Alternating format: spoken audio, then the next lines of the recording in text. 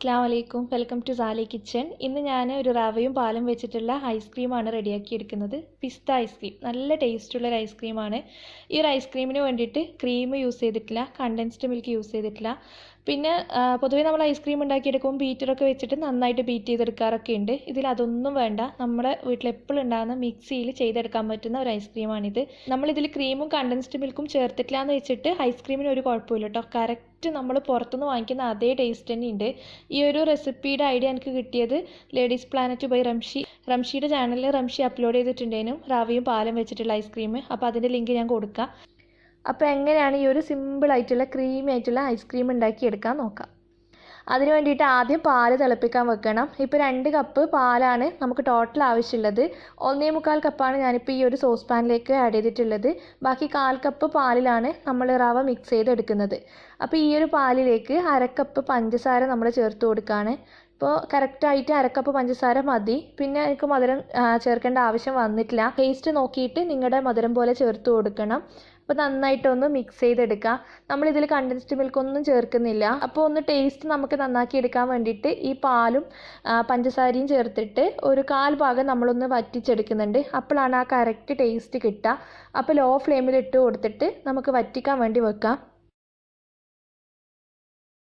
അപ്പോൾ ഈ സമയത്ത് നമ്മൾ മാറ്റി വെച്ച 1/4 കപ്പ് പാലിലേക്ക് 2.5 ടേബിൾ സ്പൂണോളം റവ ചേർത്തിട്ട് കട്ടകളൊന്നും ഇല്ലാതെ തന്നെ മിക്സ് ചെയ്തെടുക്കുക. ഇത് വറുത്ത റവയൊന്നുമല്ല, നോർമലായിട്ടുള്ള റവ തന്നെയാണ് എടുത്തിട്ടുള്ളത്.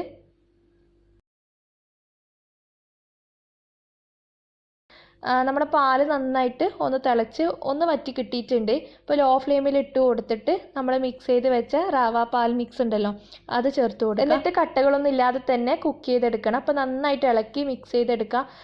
പെട്ടെന്ന് തന്നെ തിളച്ചിട്ട് റവ വെന്തിട്ട് ഓഫ് ചെയ്യാൻ പാടില്ല. റവ നന്നായിട്ട് കുക്കായിട്ട് ഈ ഒരു മിക്സ് അത്യാവശ്യം ഒന്ന് കുറുകി കിട്ടണം. അപ്പോൾ അങ്ങനെ കുറുകി കിട്ടുമ്പോൾ മാത്രമേ നമ്മൾ നല്ല ക്രീമി ആയിട്ടുള്ള ഐസ്ക്രീം കിട്ടുള്ളൂ.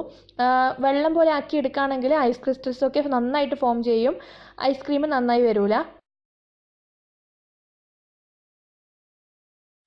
ഇതുപോലെ നന്നായിട്ട് കുറുക്കിയിട്ട് നല്ല കട്ടിയാക്കി എടുക്കണം. ഈ ഒരു പരുവത്തിലായി കിട്ടിയാൽ മതി. ഇനി നമുക്ക് ഫ്ലെയിം ഓഫ് ചെയ്യാം.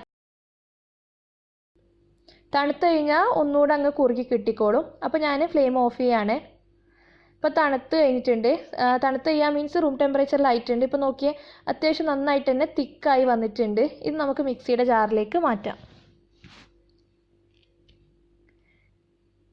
ഇതിലേക്ക് ഒരു 2 ടേബിൾ സ്പൂണോളം പാൽപ്പൊടി ചേർത്ത് കൊടുക്കുന്നുണ്ട്. ആദ്യം തന്നെ പറയാം, പാൽപ്പൊടി ഓപ്ഷനിലാണ്. പാൽപ്പൊടി ചേർത്ത് കഴിഞ്ഞാൽ നല്ലൊരു ടേസ്റ്റ് ഉണ്ട്.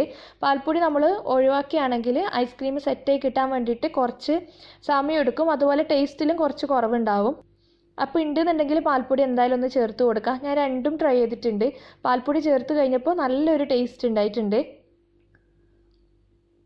ഇനി ഇതിലേക്ക് ഫ്ലേവർ കൊടുക്കാൻ വേണ്ടിയിട്ട് പിസ്ത ഐസ്ക്രീം ആണല്ലോ, അപ്പോൾ പിസ്ത എലാച്ചി മിക്സില്ലേ, ഇതുപോലത്തെ എസൻസ് മിൽക്ക് മിക്സ് നമുക്ക് വാങ്ങിക്കാൻ കിട്ടുന്നത്, അത് ഉറ്റിച്ച് കൊടുക്കുന്നുണ്ട്. കളർ എത്രത്തോളം വേണമെന്ന് വെച്ചാൽ അതിനനുസരിച്ചിട്ട് ചേർക്കുക. നന്നായിട്ട് ചേർക്കുമ്പോൾ എസൻസിൻ്റെ നല്ലൊരു കുത്തുണ്ടാവും, അപ്പോൾ അത് ഒഴിവാക്കണം. ഞാനിപ്പോൾ ഒരു 5-6 ഡ്രോപ്പോളം ചേർത്ത് കൊടുത്തിട്ടുണ്ട്. ഈ ഒരു മിക്സിൻ്റെ തന്നെ സ്ട്രോബെറി വരുന്നുണ്ട്, പിസ്ത വരുന്നുണ്ട്, ബദാം മിക്സ്, ബട്ടർ സ്കോച്ച്, അങ്ങനെ കുറേ ഫ്ലേവറിൽ വരുന്നുണ്ട്. അപ്പോൾ ഏത് വേണമെങ്കിലും ചേർക്കാം. ഇനി ഒന്നും ചേർത്തിട്ടില്ല എന്ന് വെച്ചിട്ട് കുഴപ്പമില്ല, വാനില എസൻസ് മാത്രം ഇട്ടിട്ട് അടിച്ചെടുത്താൽ മതി.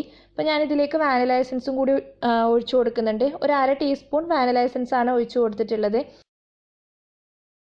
ഞാൻ ഗോതമ്പ് പൊടി വെച്ചിട്ട് ഒരു മാംഗോ ഐസ്ക്രീം ചെയ്തിട്ടുണ്ടേനും, അപ്പോൾ ആ വീഡിയോ ഞാൻ കൊടുക്കാം. ആ വീഡിയോയിൽ കുറച്ച് കമൻസൊക്കെ വന്നത് വാനില എസൻസ് സ്കിപ്പ് ചെയ്യട്ടെ എന്നാണ്. അപ്പോൾ ഇല്ലയെന്നുണ്ടെങ്കിൽ സ്കിപ്പ് ചെയ്തെന്ന് വെച്ചിട്ട് കുഴപ്പമൊന്നുമില്ല, പക്ഷെ നിങ്ങൾ ടേസ്റ്റ് അഡ്ജസ്റ്റ് ചെയ്യണം.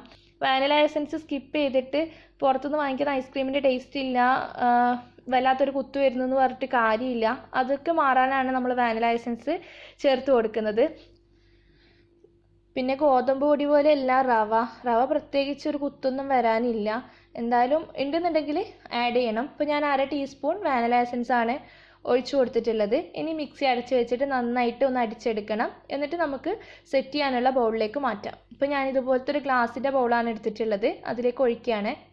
അപ്പോൾ എയർ ബബിൾസൊക്കെ പോയി കിട്ടാൻ വേണ്ടിയിട്ട് 1-2 തവണ ഒന്ന് തട്ടി കൊടുക്കുക താഴേക്ക്. എന്നിട്ട് അടച്ച് വെച്ചിട്ട് നമ്മൾ 2 മണിക്കൂറാണ് ആദ്യം ഒന്ന് സെറ്റ് ചെയ്യാൻ വേണ്ടി വെക്കുന്നത്. ഞാനിപ്പോൾ ഇത് ഉണ്ടാക്കുന്നത് വൈകുന്നേരമാണ്.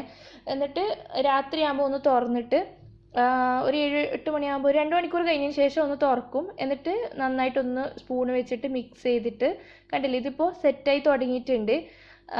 മിക്സിയുടെ ജാറിലേക്ക് തന്നെ മാറ്റി നന്നായിട്ടൊന്ന് അടിച്ചെടുക്കും.